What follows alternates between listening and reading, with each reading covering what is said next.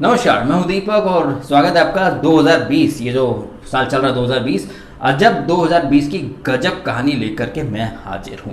इस साल यानी 2020 का जब शुरुआत हुई थी, उसके पहले तमाम न्यूज़ चैनल्स पर आपने देखा ही होगा, मैंने एक स्पूफ डाला किस तरह से भविष्यवाणियां की गई थी, साल बहुत अच्छा होगा, ये होगा वो होगा। लेकिन इस साल ना उल्टी गंगा बह रही है। इस साल की शुरुआत से ही अगर आप देखें पिछले 3-4 महीने में, तो कहा जाता है ना कि सत्य की विजय होती, सत्यमेव जयते, लेकिन सत्य पीछे छूट चुका है। इस साल ऐसी ऐसी घटनाएं हो रही हैं जो शायद पहले आपने कभी देखी या सुनी नहीं हो। ओपनली इतना सपोर्ट किया जा रहा है गुंडागर्दी को, पत्थरबाजी को, लोग जान से किसी को मार देते हैं, उसके ऊपर भी जबरदस्त तरीके से मारने वालों को सपोर्ट भी किया जा रहा है। इनफैक्ट उनको ग्लोरीफाई भी किया जा रहा है। दुनिया भर में वायरस फैलाने वाले चीन को लोग सपोर्ट कर रहे हैं, उसको मसीहा के रूप में प्रदर्शित कर रहे हैं, पोर्ट्रे कर रहे हैं। सो आइए शुरू करते हैं इस वीडियो को, शुरू करते हैं शुरुआत से। तो भैया इस साल की शुरुआत में हम बिग बॉस देख रहे थे, जहां पर कि सिद्धार्थ शुक्ला उर्फ कलर्स का दामाद, मैं तेरे बाप पर जाऊंगा, तू मेरे बाप पर नहीं जा सकता क्योंकि मेरा बाप मरा हुआ है, ये बकवास टाइप की जो हरकत होती थी, लोगों के बाप पर जाना, लेकिन उसके बाप पर कोई नहीं जा सकता था। खुलेआम खुले साड़ की तरह किसी से टकरा जाना, किसी को धक्का दे देना, पड़े पड़े खाते रहना चड्डे में, बस काम कुछ नहीं करना, बीमारी का बहाना बनाना। अव्वल नंबर का फेवर किया गया, अव्वल नंबर का बायस्ड बिहेवियर था।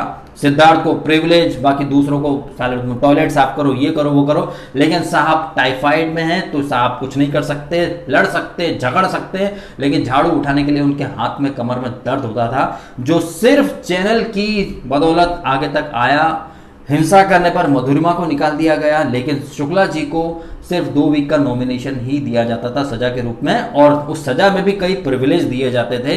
तो अव्वल नंबर का गुंडा, अव्वल नंबर का वोमनाइजर, अव्वल नंबर का बकचोद इंसान, जिसने पूरे टाइम जो 3-4 महीने का समय था सिर्फ बकवास की, गुंडागर्दी की, दादागर्दी की, काम कुछ नहीं किया, बीमारी का बहाना बनाता था काम के टाइम पर, ऐसा नाकाबिल इंसान विनर बन जाता है। सलमान खान तक उसको जस्टिफाई करते हैं, उसे पूरा हक है किसी के बाप पर जाने का, किसी लड़की को ऐसी ऐसी ऐसी बोलने का, लेकिन अगर उसके बाप पर कोई चला जाए तो वो गलत हो जाता है। क्यों? क्योंकि उसके पिताजी नहीं है, लेकिन उसके हरामखोर फैंस मेरी मरी हुई मां या मेरे मरे हुए पिताजी को ड्रैग कर सकते हैं। अब इसमें कोई आश्चर्य की बात नहीं है, जैसा आइडल वैसे ही उसके फैन होंगे। वो वहां शो में करता था और उसके फैंस बाहर दूसरों के पेरेंट्स पर जाते हैं, लेकिन अगर उन्हें उन्हीं की भाषा में जवाब दिया जाए तो अनपढ़ गंवार हमारे ऊपर तरह तरह के स्टिकर लग जाते हैं। लेकिन वो शो के अंदर लोगों के माँ बाप, फैमिली पर जाए तो वाह क्या जवाब दिया, वाह वाह वाह वाह करके उसे ग्लोरीफाई किया जाता था।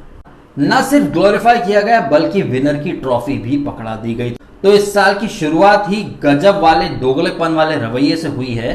तो साल की शुरुआत में हमने देखा ओपनली, सबने, करोड़ों जनता ने देखा जबरदस्त अन्याय, एक तरह का जो डिजर्विंग था उसका हक मार लिया गया, और जो बिल्कुल डिजर्विंग नहीं था, जो सिर्फ चैनल से अपनी दोस्ती या रिश्तों की वजह से टिका रहा, और ट्रॉफी उसे खैरात में दे दी गई। ये पहला एक एग्जाम्पल था इस साल में उल्टी गंगा बहाने का। इसी दौरान हमने देखा कोरोना वायरस।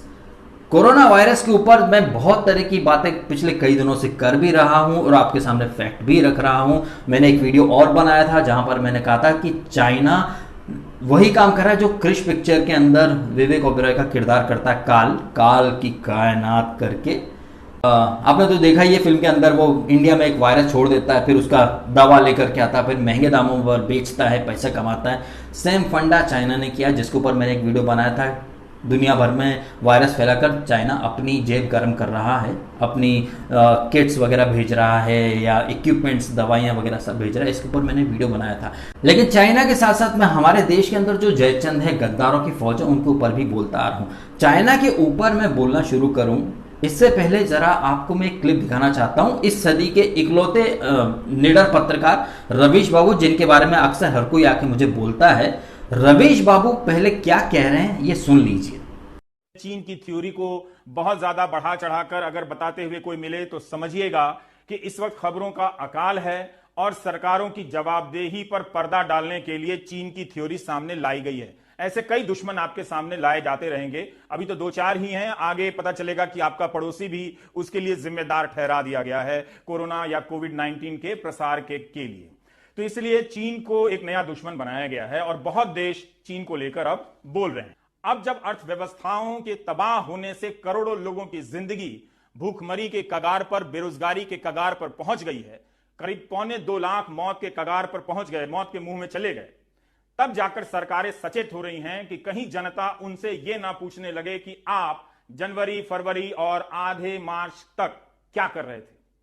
इसी जवाबदेही के सवालों से बचने के लिए कहीं पर जमात दुश्मन है तो कहीं पर चीन दुश्मन। अब यहाँ आपने इस वीडियो में सुना कि रवीश बाबू जिस देश में रहते हैं उस देश की सरकार की कभी तारीफ है, उस देश में अच्छे कामों की कभी तारीफ नहीं करते। वो चाइना को बचा रहे हैं, कह रहे हैं कि चाइना के ऊपर ठीकरा जबरदस्ती में फोड़ा जा रहा है, कल को आपके पड़ोसी पर ठीकरा फोड़ दिया जाएगा, उसने वायरस फैलाया। ऑब्वियसली अगर मेरा पड़ोसी आके वायरस फैलाएगा मेरे घर में तो मेरे पड़ोसी के ऊपर ठीकरा फूटेगा ही ना। लेकिन अब चूंकि इस साल उल्टी गंगा बह रही है, जो लोग वायरस फैला रहे हैं, जो लोग पत्थर मार रहे हैं, उनका बचाव किया जा रहा है। चाइना एक तरफ पूरी दुनिया में वायरस फैला रहा है। यहां इस वीडियो में रवीश बाबू चाइना का बचाव कर रहे हैं। यही रवीश बाबू जो कि अब सरकार को कटघरे में खड़े कर रहे हैं कि अर्थव्यवस्था पर लोगों का ध्यान नहीं जाए, इसलिए सरकारें चाइना को घेर रही हैं, चाइना को टारगेट कर रही हैं, ट्रंप हो या जो भी हो। आप रवीश बाबू का कुछ दिन पुराना वीडियो सुनिए, इनका क्या नजरिया था। दिल्ली के आसपास इस वायरस को लेकर हलचलें तेज हो गई हैं, लेकिन आप जो भी देख रहे हैं वो एहतियात के तौर पर तैयारियों की तस्वीरें हैं। सतर्क रहना है, उसमें बुराई नहीं है, लेकिन आप सभी से अनुरोध है कि अनावश्यक अफवाहबाजी और चिंताओं से दूर भी रहें। यह ध्यान रखें कि चीन में इसका जोर अब धीमा पड़ चुका है। यह वायरस जानलेवा नहीं है। इस तरह दुनिया के 178 देशों में कोरोना से 8.5 लाख से ज्यादा लोग संक्रमित हो चुके हैं। यह संख्या भी लगातार बदल रही है। 42,335 से अधिक लोगों की मौत हो चुकी है। यह संख्या भी लगातार बदल रही है। क्या अब हम इन संख्याओं को लेकर कम संवेदनशील होते जा रहे हैं? अब हम ज्यादा उस तरह से पहले की तरह अलर्ट नहीं होते? लेकिन क्या यह एक सामान्य संख्या है कि अमेरिका में कोरोना से 1 से 2 लाख लोगों की मौत हो सकती है? आपके सामने सब है। एक वीडियो में वो कह रहे हैं कि चाइना पे यूं ही जबरदस्ती में ब्लेम किया जा रहा है, सरकारें खुद कुछ नहीं कर पा रही हैं तो बस चाइना की बातें करके डाइवर्ट कर रही हैं माइंड। दूसरे वीडियो में रवीश बाबू कह रहे हैं कि ये वायरस जानलेवा थोड़ी है, इतनी इसके लिए पैनिक होने की, चिंता करने की जरूरत है नहीं। तो जब पैनिक और चिंता करने की जरूरत है नहीं, ऐसा तुम बोल रहे हो, तो फिर तुम किस मुंह से सरकारों को बोल सकते हो कि सरकारें इसके लिए तैयार नहीं थी? क्योंकि आप खुद कह रहे हो कि वायरस जानलेवा नहीं था। जब जानलेवा वायरस था ही नहीं तो कोई सरकार क्यों टेंशन लेती है? दूसरे एक और वीडियो में वो कह रहे हैं कि हम असंवेदनशील हो गए हैं। खुद बंदा कह रहा है कि वायरस जानलेवा नहीं है और जब मौतें हो गई तो कह रहा है कि क्या हम असंवेदनशील नहीं हो गए? ऐसे दोगले इंसान को लोग पत्रकारिता का मसीहा बोलकर के सामने खड़ा कर देते हैं।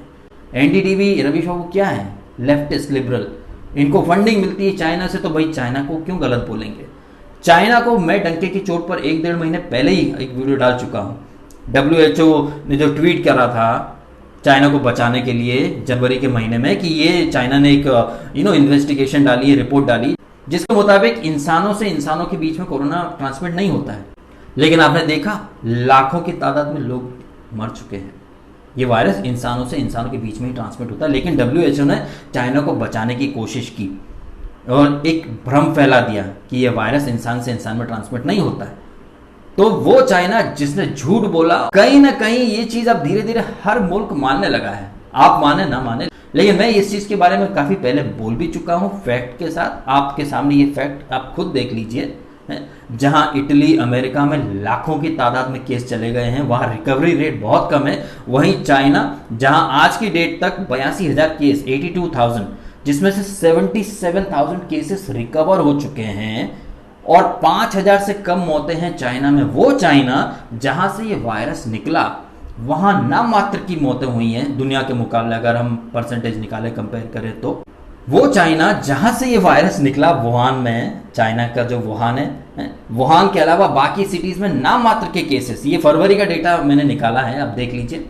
वुहान जो वहां का सिटी है, उसका जो प्रांत है, उसका मैं नाम भूल गया, पढ़ सकते हैं स्क्रीन के ऊपर। ये वहां का डेटा है फरवरी के महीने तक का। एक ही पर्टिकुलर एरिया में ज्यादातर केसेस हैं, बाकी जो सिटीज है वहां केस थे नहीं। लेकिन चाइना से हजारों किलोमीटर दूर Italy, America, Germany, France, Spain, वहां मतलब दिन दूनी रात चौगनी रफ्तार से ये वायरस फैला। लेकिन जहां से ये वायरस निकला चाइना से, वहां ये वायरस इतना नहीं फैल पाया। क्यों नहीं फैल पाया? वहां इतनी रिकवरी क्यों हो गई? वो इसीलिए हो गई है भैया, काल पिक्चर का फंडा। जिन्होंने वायरस फैलाया दवा उन्हीं के पास है। अब यहाँ पर एक चीज हम और बोल सकते हैं कि चाइना झूठ भी बोल रहा हो सकता है कि वहां पर मौतों की संख्या बहुत ज्यादा है। अगर ऐसा है तो चाइना झूठ बोल रहा है, वो मौतों छुपा रहा है। हमारे यहाँ के लिबरल एनडीटीवी वगैरह बहुत बोल सकते हैं कि भारत में केसेस बहुत हैं, मोदी सरकार जो है वो केसेस छुपा रही है। लेकिन ये चीज आप चाइना के ऊपर क्यों नहीं बोल सकते? या तो चाइना के पास दवा है, पहले से इस वायरस का तोड़ है, तभी उनके पास इतना अच्छा रिकवरी रेट है, या फिर उनका रिकवरी रेट और ये परसेंटेज वगैरह सब झूठ है। वहां मौतों की तादाद बहुत ज़्यादा है जिसको कि छुपाया गया है। लेकिन ये चीज़ कोई बोलेगा नहीं, क्यों? बोल देंगे तो भाई वहां से पैसा आना बंद हो जाएगा ना भाई। अगर ऐसा बोल देंगे तो उनकी दुकानें बंद ना हो जाएंगी, क्योंकि ऐसे चैनल्स जो इंडिया में रहते हैं लेकिन जिस थाली में खाते हैं उसी में छेद कर रहे हैं, क्योंकि उनको खाना फंडिंग तो बाहर से मिल रहा है। अब अगर उन मुल्कों की बुराई कर देंगे तो फिर इनको पैसा कहाँ से मिलेगा? ये तो उल्टी गंगा बह रही है। उल्टी गंगा एक और बह रही है कि जहां डॉक्टर्स पर, पुलिस अथॉरिटीज पर या मेडिकल स्टाफ जो रहे इनके ऊपर पत्थरबाजी की जाती है, लेकिन उन पत्थरबाजों को गलत बोलने के बजाय उन्हें सपोर्ट किया जाता है, उन्हें जस्टिफाई किया जाता है। अरे वो तो बहुत भोले भाले लोग हैं, वो तो अफवाहों। अरे ऐसे कैसे भोले भाले लोग जो डायरेक्ट पत्थर मार देते हैं, ना बात ना चीज, डायरेक्ट पत्थर से आदमी सिर फोड़ देते हैं। और ऐसे लोगों को, पत्थरबाजों को सपोर्ट करने के लिए लोग आते हैं कि वो आवाम तो बहुत भोली भाली थी, वो तो बहकावे में आ गए। तो मतलब इतनी भोली आवाम है जो बहकावे में तुरंत आ जाती है, और पता नहीं कितने सालों से बहकावे में आ रही है। और बहकावे में ऐसी आती है कि डॉक्टर को डायरेक्ट पत्थर मार देते हैं। और अफवाहें भी कैसी, ये अफवाहें जो जिस तरह की मुझे सुनने में आई हैं कि कोरोना की जो टीम आ रही है, हेल्थ वर्कर्स की जो टीम आ रही है, वो इंजेक्शन लगा देगी, या तो तुमको कोरोना हो जाएगा, या तो तुमको ऐसी दवा देंगे ताकि तुम नपुंसक हो जाओ, ताकि तुम आगे बच्चे वगैरह ना हो पाए। ये ऐसी अफवाहें तो जब पोलियो का अभियान चल रहा था तब से हम सुनते आ रहे हैं। तो भैया आवाम को एजुकेट करने के बजाय उन्हें आदमी ऐसा ही अनपढ़ और जाहिल छोड़ देना चाहता है, ताकि वो इतने भोले वाले रहें कि कोई भी उठकर कैसी भी अफवाह फैला दे, उस पर बिलीव कर लेते हैं। उसके बाद मेरे वीडियो के नीचे आकर लोग कमेंट भी करते हैं, मुझसे आर्ग्यूमेंट भी करते हैं कि भाई वो जो दिल्ली में मरकज़ हुआ और ये जो मीडिया में न्यूज़ आ रही है, लोगों ने थूका पत्थर मारा, इसके सबूत दो, डीएस के सबूत दो हमको। लेकिन जब मैं उनसे पूछूं कि भैया तुम भी तो सबूत दो मुझे, ये जो एनआरसी और सीए के नाम पर प्रोटेस्ट हुआ था, तुमसे किसी ने मांगे अपने बाप दादा के डॉक्यूमेंट हैं कि लोगों की सुनी सुनाई बातों पर तुमने प्रोटेस्ट कर दिया, तो उसके लिए फिर मुझे भक्त बोला जाएगा। मतलब मैं कुछ बोलूं तो उसे साबित करने के लिए मुझे सबूत देने पड़ेंगे। लेकिन मैं अगर उनसे पूछ लूं कि ऐसी अफवाह किसने उड़ाई, इसमें कितना सच है, इस बात का सबूत दो कि इसका इंजेक्शन से नपुंसक हो जाओगे, या फिर तुमने सुनी सुनाई बातें किसी की डिटेंशन सेंटर में भेज देंगे, इधर भेज देंगे, बाप दादा के डॉक्यूमेंट मांग, तुमसे मांगे क्या किसी ने? तुम सबूत नहीं देना चाहते हो, लेकिन हमसे हर चीज का सबूत मांगना चाहते हो कि पत्थरबाजी के सबूत। कितने वीडियो तो आ चुके हैं, पत्थर मार रहे हैं, लेकिन हर चीज फेक हो जाती है उनके नजरिए से। तुम्हें सबूत मांगने हैं हमसे कि भाई तुम बोल रहे हो तो सबूत दो, लेकिन अगर हम तुमसे सबूत मांगे तो हम भक्त बन जाते हैं, हम तुम्हारे दुश्मन बन जाते हैं, नफरत फैलाने वाले बन जाते हैं। ये तो उल्टी गंगा बह रही है 2020 के अंदर। चित भी अपनी रखनी, पट भी अपनी रखनी, तुमको दूसरों से सबूत मांगना, लेकिन तुमसे कोई सबूत ना मांगे। ऐसे बहुत सारे कमेंट्स मेरी वीडियो के नीचे आते हैं आर्ग्यूमेंट करने, और मैं किसी और दुनियादारी की बात नहीं कर रहा, मैं अपने एग्जाम्पल से, अपने एक्सपीरियंस से बता रहा हूँ। तो ये तो उल्टी गंगा बह रही है इस साल, इस दुनिया के अंदर। जो गलत है उन्हें जस्टिफाई किया जाता है, ग्लोरीफाई किया जाता है, सपोर्ट किया जाता है। वायरस फैलाने वाले चाइना से सवाल तक नहीं पूछा जाता है कि तुम्हारे अपने चाइना के अंदर इतने कम केसेस कैसे हो गए, जबकि दुनिया भर में लाख, अमेरिका में तो 10 लाख के आसपास केस होने वाले हैं। मौतों की संख्या दिन दूनी रात चौगनी रफ्तार से बढ़ रही है। चाइना के लोग इटली में जाते हैं, विक्टिम कार्ड खेलते हैं, भैया हमको हक करो, लोग हक करते हैं। और आज इटली का हाल किसी से छुपा है नहीं। तो ऐसे चाइना को गलत बोलने के बजाय हमारे यहाँ का इंडियन मीडिया उनको ग्लोरीफाई, सपोर्ट, जस्टिफाई करने में लगा है। खुद बोलते हैं कि ये इतना जानलेवा नहीं है, इतना जानलेवा नहीं है। एक तरफ खुद बोल देंगे कि कोई जानलेवा नहीं है, चिंता करने की जरूरत नहीं, फिर दूसरे दिन आके बोलेंगे सरकारों ने तो एक्शन ही नहीं लिए। अबे जब जानलेवा था ही नहीं तो एक्शन क्यों लेते? खुद के स्टेटमेंट से पलटी मार देंगे, थूक के चाटेंगे, और फिर ऐसे लोगों को पत्रकारिता का भगवान बताकर मेरे वीडियो के नीचे आके लोग मुझे बताते हैं कि भाई उससे सीखो, घंटा सीखो, उससे दोगलापन आप ही सीखो। ये दोगलापन हमको नहीं चाहिए। इस मुल्क के अंदर प्रधानमंत्री को आतंकवादी बोल सकते हैं, गृह मंत्री को आतंकवादी बोल सकते हैं, भारत तेरे टुकड़े होंगे, हिंदुत्व की कब्र खुदेगी इंशाल्लाह इंशाल्लाह, ये सब बोल सकते हैं, ये फ्रीडम ऑफ स्पीच के अंतर्गत आता है। बट अगर किसी को जाहिल बोल दिया या किसी का नाम लेकर कुछ बोल दिया तो वो नफरत फैलाने वाला हो जाता है।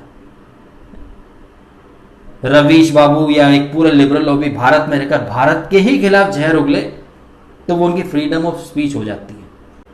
लेकिन अगर उनको एक्सपोज किया जाए, अबे तो तुम भक्त हो, तुम ये हो, ये मेरे को समझ में नहीं आ रहा है यार कि मतलब 6-7 साल से अगर मोदी सरकार को कोई सपोर्ट कर रहा है तो वो भक्त हो जाता है। लेकिन 70-72 सालों से एक पार्टी, अरे पार्टी छोड़ो, एक परिवार, गांधी परिवार के तलवे चाटने वाले आज तक भक्त नहीं कहलाए।